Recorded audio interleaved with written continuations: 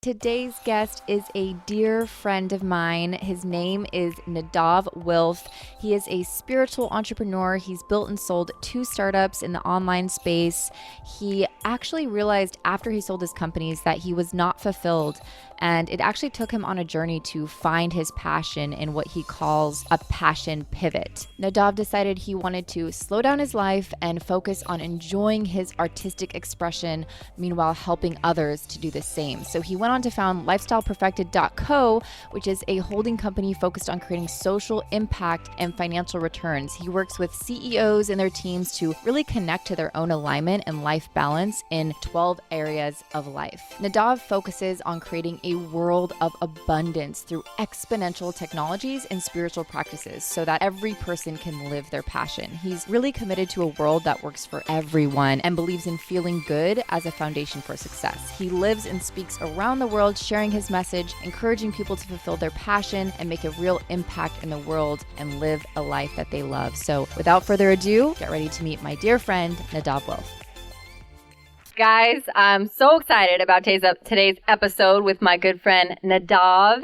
And for those of you listening, he's actually topless. So my official nickname is the Shirtless Wonder. Oh, I've been given. Of course it is. Yeah. Of course. And I will say the one thing that I love so much, and I say this to everyone that I know about you, is that you're so freely expressed. And like seriously, Nadav is probably the most freely expressed individual that I know. Thank you. Yeah. I really appreciate you noticing. Yeah. I'm a good noticer. Yeah. So today, guys, we are going to be talking about, and this is a very important topic because I've had so many of you say, oh, I'm too busy. I don't have enough time. We've all said those things, right? I'm too busy. I don't have enough, this like scarcity mindset.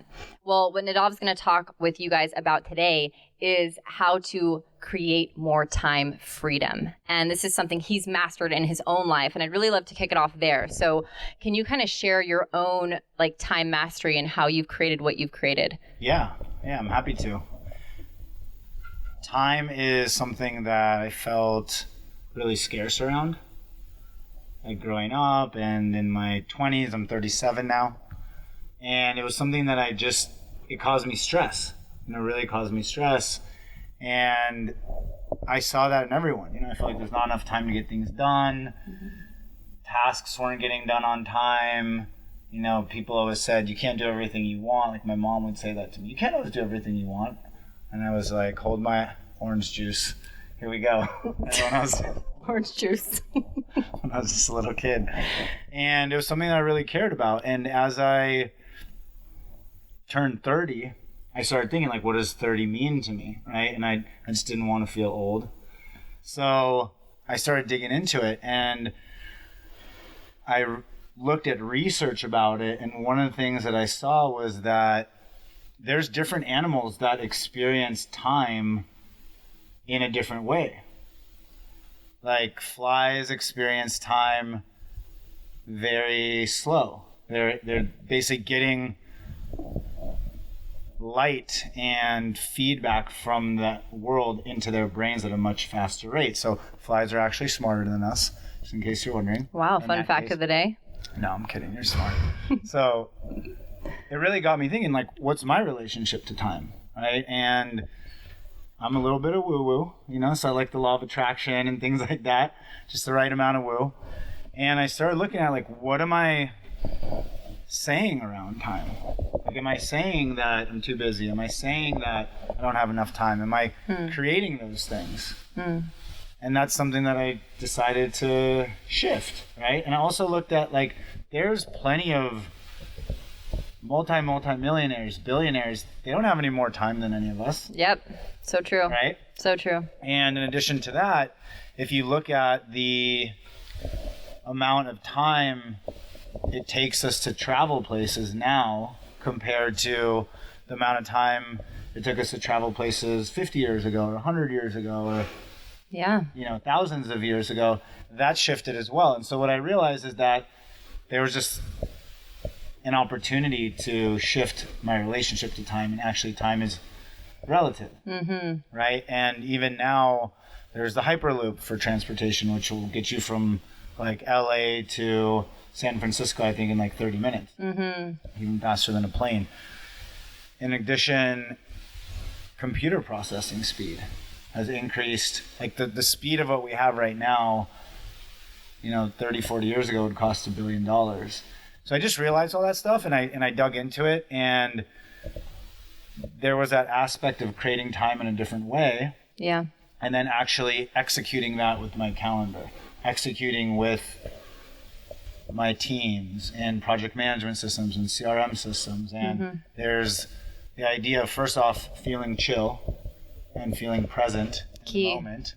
And then creating processes to speed things up, make them easier, do things more efficiently. Yeah. And then automating, like actually just automating, right? And that happens through technology often. And in like 10, 20 years, robots are going to replace so much of what we do, and I think that's actually a good thing because we'll have more time. Yeah. And what I was going to add to that is, I always say, like, stay in your zone of genius, because the other stuff, like you talk about robots replacing things we do, well, those things probably aren't the best use of our time anyway. Yeah. Yet we busy ourselves with these things, maybe because, I used to do this because I wanted to maintain control over them. Yeah. And so it was like, oh, I didn't trust anyone else to do that thing. So then I had to do it. Yeah. And I feel like a lot of listeners can probably relate to that, of like that, that letting go and really making sure, like asking yourself the question, am I in my highest and best use? Yeah. Because otherwise you're stealing things that other people love to do from them. Literally, it's like, what do I love to do, and what am I stealing from other people?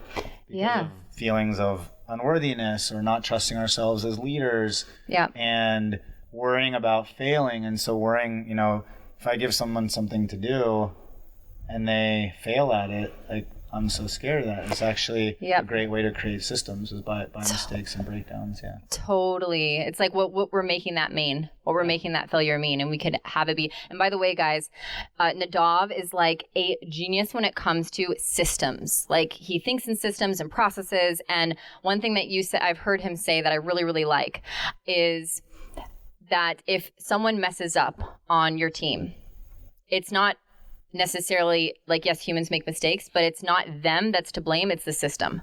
Yeah. Yeah, and even just, you know how I am with words and a little... Yeah, blame. Yeah, did you not like that word? Yeah, it's really... we lead people and we manage systems. Yeah. And so when a mistake is made, I'm doing air quotes, or a breakdown, or an opportunity is shown, we really look at, hey, where is there a breakdown in the process or system, right? Like, did someone not follow the process? Is there a way we need to support people in following the process? Was that step not there?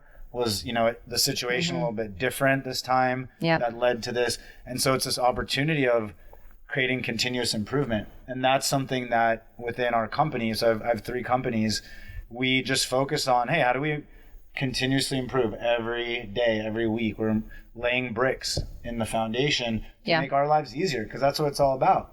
We want to be chillaxing. I wish they could all see this view right now. We're on top of this mountain. Yeah, you guys. Like in the ocean. We're in Costa Rica right now, and that's because this is the lifestyle that both of us we've created, and it really starts with laying the foundation of our mindset. And I love that you brought up like feeling peace and feeling that like flow kind of energy, because like I can speak for myself, and I'm sure a lot of listeners, you guys could probably relate, like that feeling of stress and like rushing and stress and rush and like it's just a very chaotic, frazzled, frantic energy that frankly does not serve you at all. Like if you ask like, what does stress do for you? Does it help you get to the end result quicker? No, it probably does the opposite. So why choose to interpret what's going on in that way? Why choose to let that internally bother you versus like letting it be an opportunity, like what Nadav said? Yeah. When I sold my first 2 companies, and then I got into the social impact space, and I came to Costa Rica, and that was like 4 years ago, and I got a beach house, and I basically said, okay, I'm going to follow my highest excitement. Like I've been living in cities. I was 33 at the time. I was like, I want to live in nature. So I got a beach house. I grew up surfing since I was 12 years old. And I started thinking, what do I want to do? Like, what do I want to do? And what I got was, I want to feel good as a foundation for success. Like, that was my hypothesis. I said, I've done it from a stressed out place before. I built my companies. It wasn't like crazy burnout or self-loathing or all-nighters. I don't like that. But it just was stressed. And so I started creating this framework to help social impact entrepreneurs feel good as a foundation for success. I love that. And for me, it really was around, you're talking about mindset, mindset, heart set, of saying, I love myself. Like, I love myself enough to believe that I can have it this way. And I deserve to have it this way. I remember different times where I was laying on the beach in San Diego, and I was looking at the sun, and I'd just gone surfing, and my friend started massaging my feet. And I was like, what's going on? And she was like, I just don't get to touch people a lot. She's like, I'm celibate right now. She's like, and she started massaging my feet. And I was like, I deserve this. And I got that idea of deserving, being okay, deserving that. And I'm relating it back to business, self-love and deserving, where we deserve to enjoy doing what we do. We really don't have to do things that we don't love to do. It's okay. Right? So that was a big point for me. And then taking that feeling, belief, and vision, and manifesting it or executing it or integrating it, whatever word is most aligned to you, with systems, and by empowering people, giving things to people that they love to do. Yeah. Everybody, we're all made up of different things. Some of us love to meet people and do sales. Some of us love to get into a bunch of numbers and dig our way. Some of us love to do programming in front of a computer. Yeah. We all want to spend time doing what we love, and that's when we actually get the most value out of time. Okay, so I've got something for the listeners that I think would be a really powerful thing for you to do, to action after this episode, and even you could pause it right now and do it, is to actually write that down. Like, write down, what are the things that I really love to do? And what are the things that I'm doing now that really don't bring me joy, that dilute my power, that aren't my highest and best use, that aren't in my zone of genius? And a question I had for you, I'd love to get your take on this. I've had this question come up a lot, like especially in my group coaching programs. It's like, well, I'm really great at this, like this skill, like I'm really great at it, but I don't like doing it. Yeah. So what are your thoughts on something like that, where you're really, really great at it, but you don't like doing it? Yeah, I think it's each person to their own way of dealing with it, because there's different situations, but normally that was something that, someone else trained you to do, right? Like your parents wanted you to do some sport or do some skill, or, the factory system of schooling, traditional schooling, had you say, well, you're great at math, or you're great at English, or you're great at, this. And so that's what you're doing. And I had that. I graduated from high school and went into college with chemical engineering because I was super good at math. Really? All these things. Yeah. Did not know that. Family did that. Like my parents, my dad, and my brothers are engineers. But then once I got there, I realized, I love being with people. So I switched to psychology. So just because you're good at it, ask yourself, like, why don't I love doing this? Is it because of I'd rather be doing it for myself? Like, I'd rather be doing it a different way. Like, ask yourself that question. I don't have one cookie cutter advice for everyone, but it's important to do what we love. My mentor, Yasuhiko Kimura, is a Buddhist priest, and he taught me something that was just amazing. He said, passion is not something we have, it's who we are as a cosmic destiny. So it's actually, just going into ourselves and realizing what I love to do. Notice when any judgment from outside, society, people, thoughts that, I can't make money doing this, like all that bullshit, right, comes in, and just being like, this is what I love to do. And actually, have a course called Aligning with Your Life's Passions. It's one of my favorite courses because it's just, once we love doing what it's like, when you're a kid and you're just doing what you love, you have no concept of time. Like my parents used to have to search for me once the sun went down because I was having so much fun being out, like out in nature, rolling around and stuff. Yeah. That's so true. And I think that's a good way, like if you're unsure, those moments where you just get like, you kind of enter this vortex and you lose all track of time, that's a really a key indicator that you are doing something that you love and that you've tapped into that flow state, which is so powerful.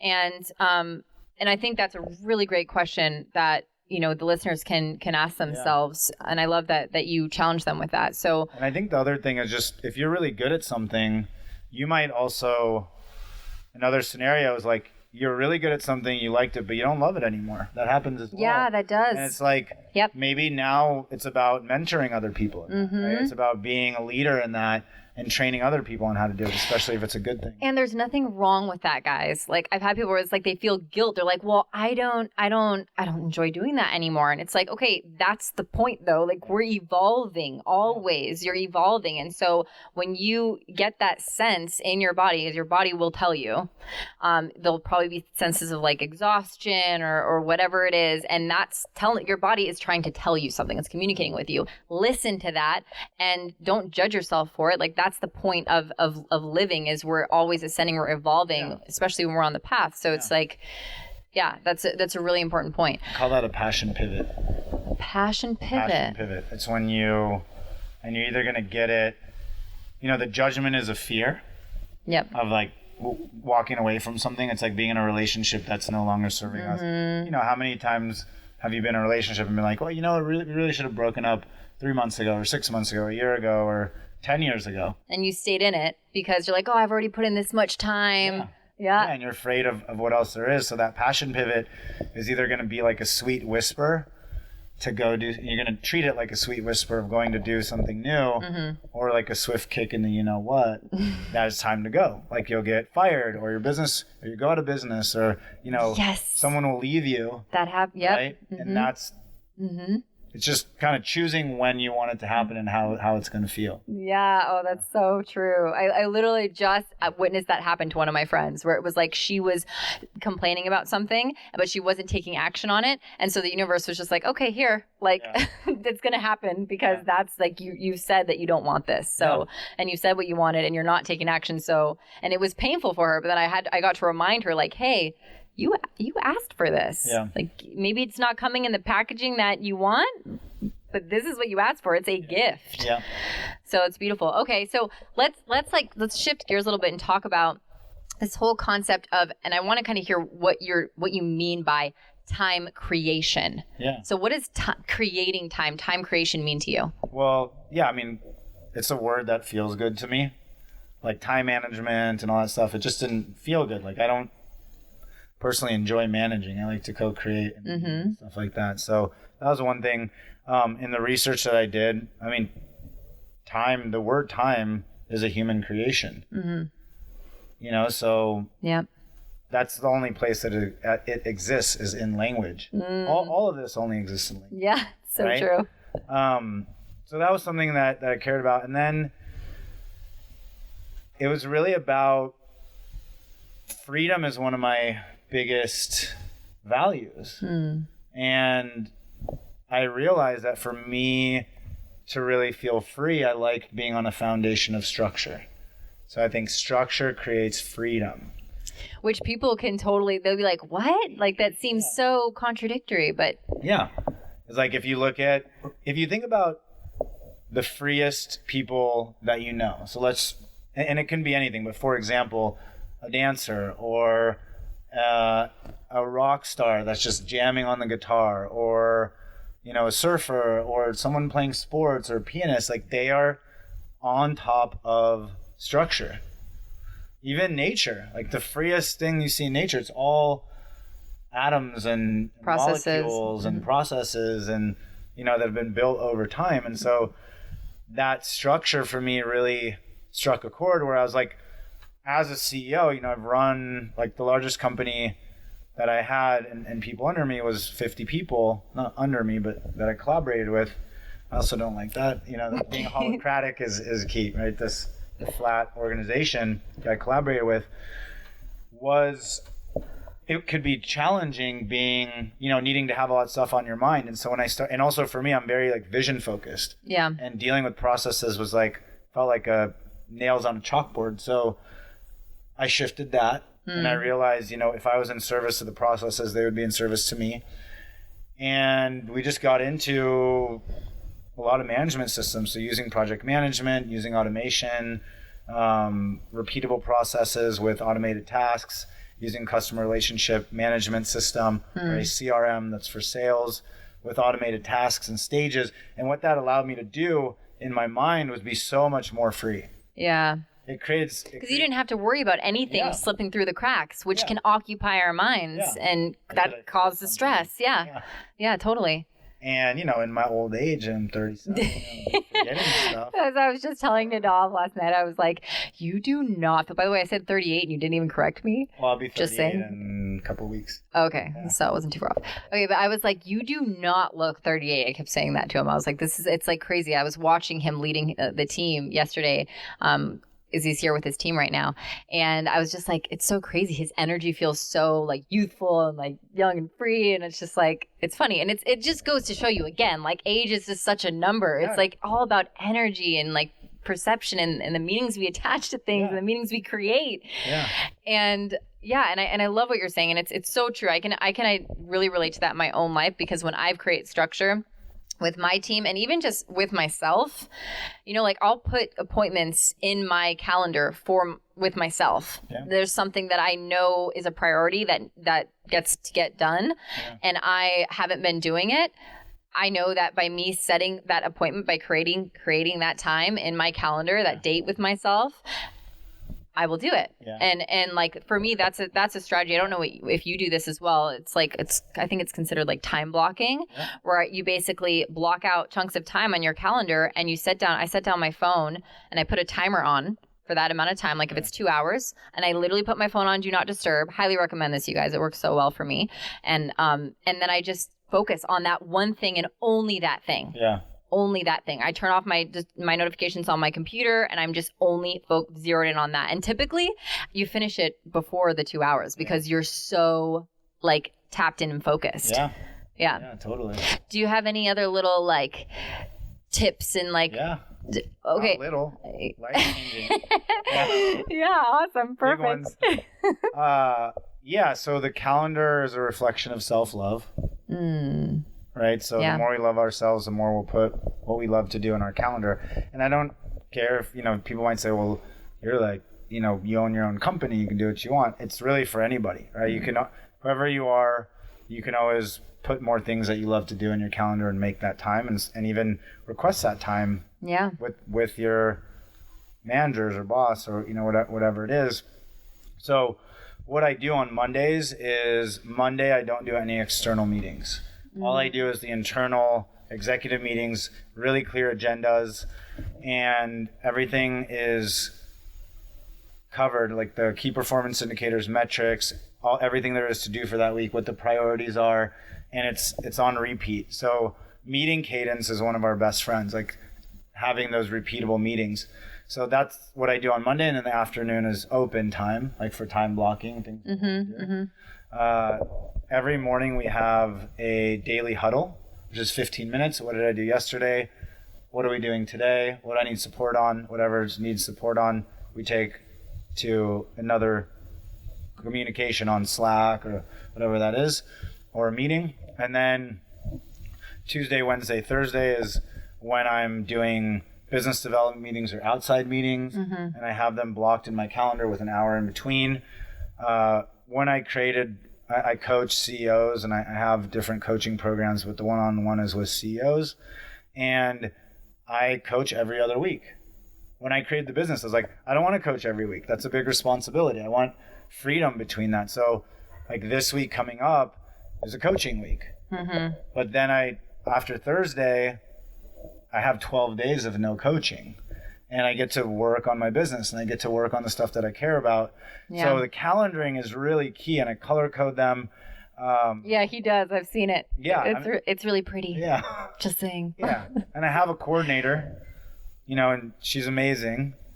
And we collaborate together on that. And we've actually, time creation, we've created a course for everyone, and there's a free workshop. And it's just something that I truly care about, everybody doing what they love. That's one of my commitments in life. The one thing I want to say about presence, the more your mind is free of concerns, you're able to be more present, and you're able to have a expanded experience of time, like a slow-mo.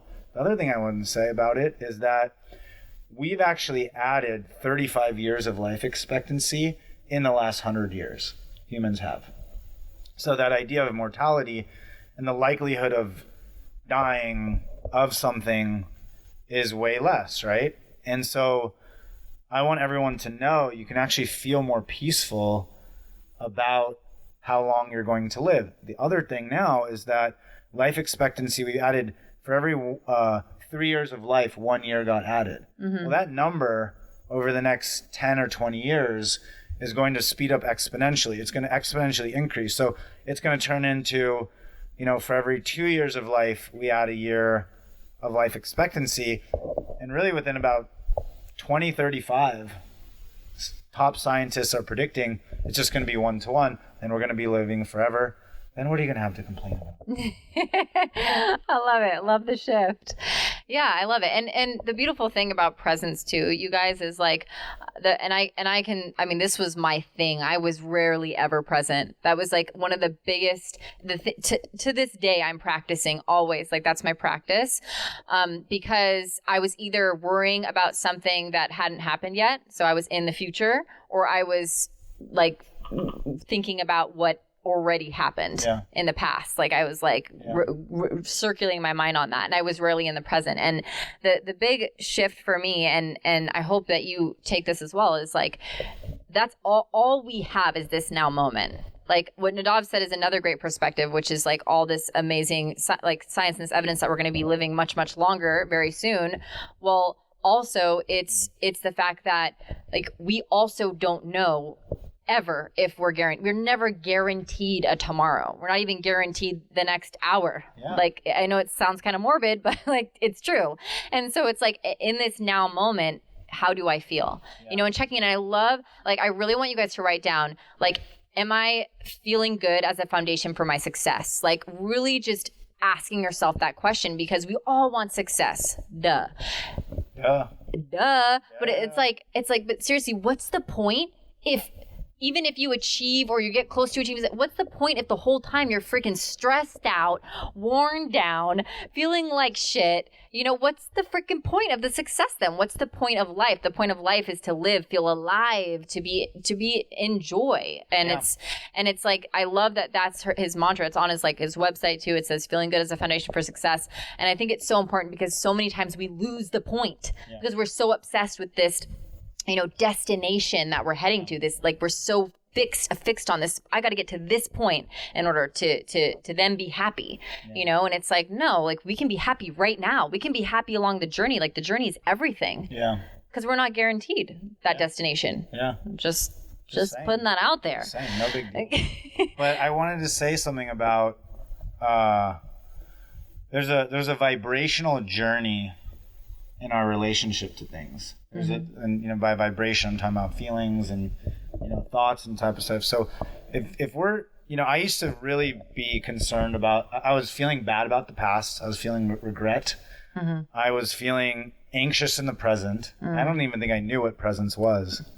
I can relate. I was feeling concern about the future, right, and worry. And so, once we go through the journey, sometimes it's easy to be like, well, just be present and just come over here in the present and come chill, sit on my lap, right? No, it's not like that. It takes time, right? I mean, sorry, it can be like that. I don't want to say that you could listen to this in an instant be more present. So I do want to say that. For me, it took some time. And the thing that really got me there was I shifted my relationship to the past, present, and future. And I said this mantra, I said, look fondly on the past. I think fondly on the past. I enjoy the present moment, and I'm excited about the future. And so it was challenging for me initially to resist, or I was resistant to not thinking about those things. Like, don't think about a big pink elephant, right? It's like, it's there, like my past is there.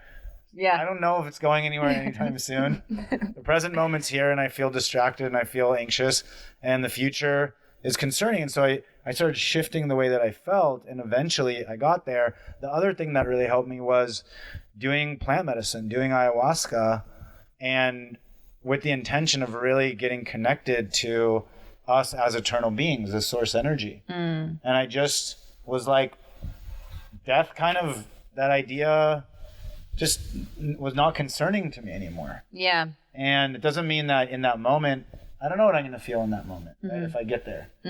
But it just was a few things that really helped me shift. And so my point with what I'm saying is that that's what time creation is. When you think about, okay, what is my relationship to time in different moments? What is my relationship to past, present, future? What is my relationship to my calendar? What is my relationship to my age? What is my relationship to how much money I have in the bank right now in comparison to my age? Yes. And that is what there is to bring awareness to and create the type of relationship that we want. Right? I forget that.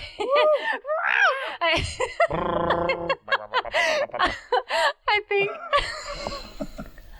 I love you. Yeah, I think this is really cool. Another exercise that I was just envisioning. Make weird noises. That's an exercise.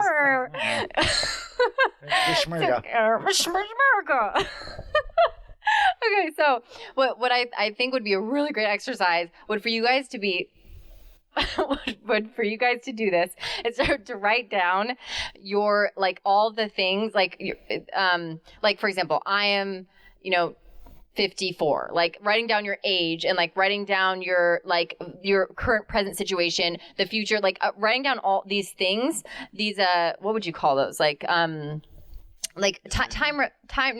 related,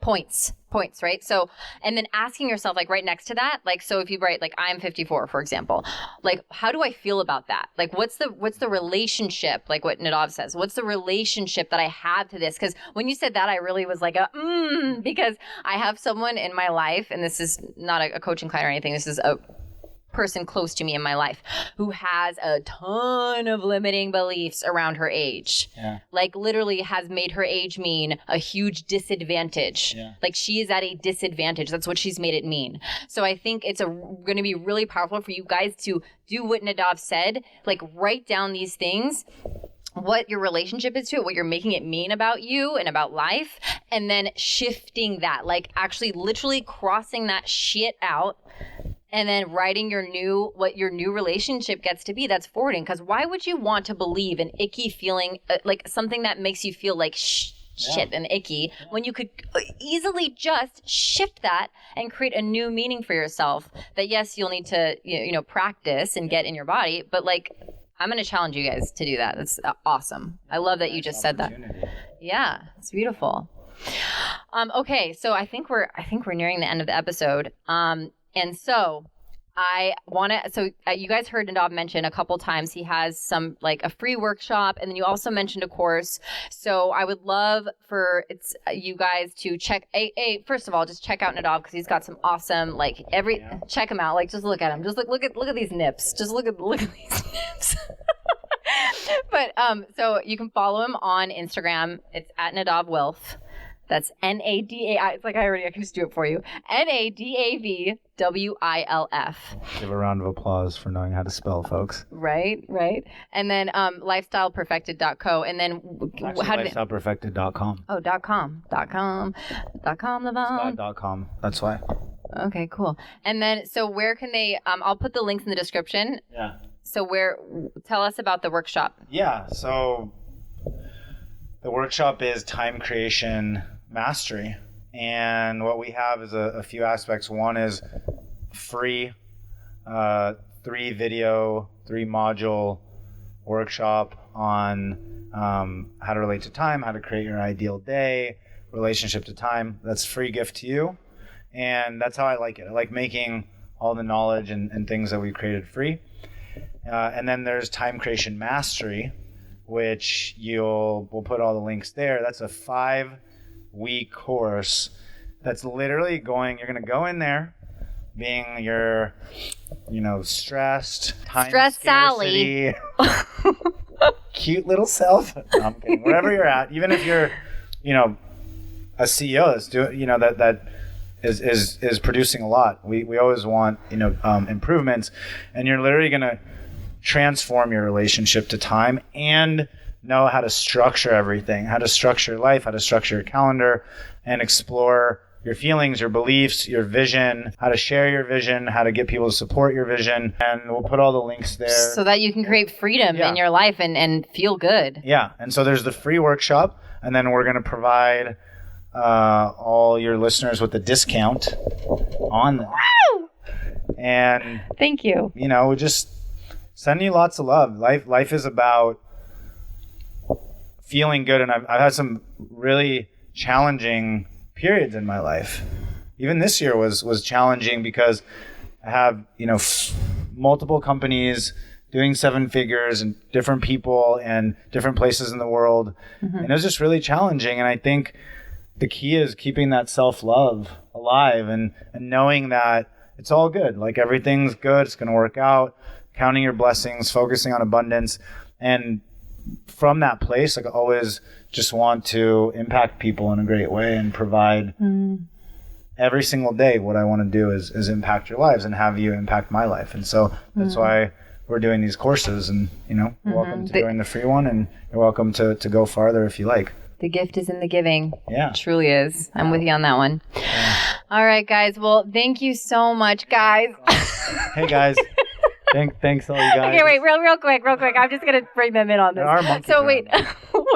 So the other day we were riding on these ATVs, and I hopped on the back with Nadav, and I don't know why I said this, but I was trying to get his attention about something, and I was like, it was just him and I alone, and I was like, hey guys, hey guys. Around, he goes, his immediate response is, who are you talking to? So anyways, inside joke. Now you're inside. Okay, so welcome to our sense of humor. Anyways, thank you so much for coming on. That's a powerful episode, and I really hope those of you watching / listening took some good notes and that you do those exercises that we challenge you guys to do, because seriously, that is the first step. And then check out, Nadav's free course that he's created, a workshop that he's created, and the gift that he's giving to you. So thanks so much for coming on, Nadav. You're awesome.